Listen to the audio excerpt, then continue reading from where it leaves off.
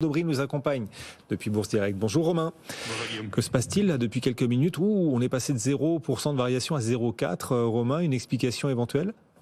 Là, à très court terme, c'est un marché qui stabilise. Peut-être un petit peu de prise de bénéfice de la part des vendeurs qui ont pris la main depuis 2 ou 3 séances.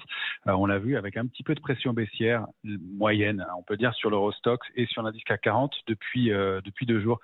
Sur le CAC 40, le nombre de contrats futurs, la position ouverte a augmenté de 2,7% depuis 6495 points, donc un peu de pression baissière. Sur l'Eurostoxx, 2% d'augmentation du nombre de contrats futurs, dans une baisse de 2% aussi. Les vendeurs ont un petit peu repris la main contre un niveau de résistance important. C'est surtout qu'après une séquence de forte baisse jusqu'en juin, un rebond lié notamment à des résultats d'entreprise excellents et des perspectives qui ont rassuré les opérateurs, on prend un peu de bénéfices, il y a un peu de spéculation, et là on est dans une situation peu lisible par le marché. Tous les opérateurs sont d'accord, et donc on est très en retrait du marché. Donc on a ouvert quand même la semaine avec un gros gap baissier hebdomadaire sur tous les indices. Ça, c'est vraiment un signe de coup d'arrêt dans la tendance.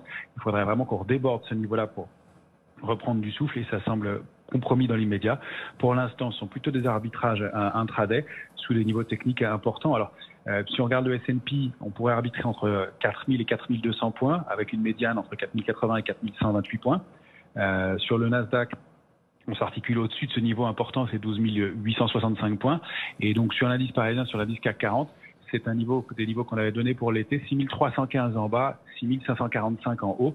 L'alerte, elle serait plus basse selon nous, c'est entre 6230 et 6250. Il ne faudrait pas rompre ces niveaux. Si on rompait ces niveaux-là, ça voudrait dire qu'on invalide tout le travail qu'on a fait entre juin et juillet pour reconstruire, et dans une hausse qui s'est faite quand même de façon relativement significative, même s'il y a eu un peu de spéculation prise à contre-pied et des vendeurs qui ont débouclé. Quelques-uns des seuils techniques que vous surveillez. Alors aujourd'hui, le CAC 40 donc finalement décide de progresser un peu, plus 0,4%. Ça reste timide, porté par les valeurs de croissance. Hermès est en tête, plus 2,3%. On a aussi Dassault Systèmes, plus 1,3%.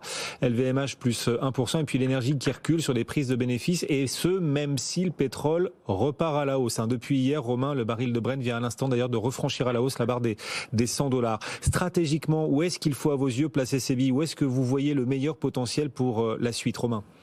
Alors, nous, on a beaucoup allégé de position. On a plutôt on a même une grande partie de cash pour l'instant. Les secteurs forts, et qui le reste, vous venez de l'évoquer, c'est les secteurs liés aux matières premières et au pétrole, clairement, soit sous forme de panier.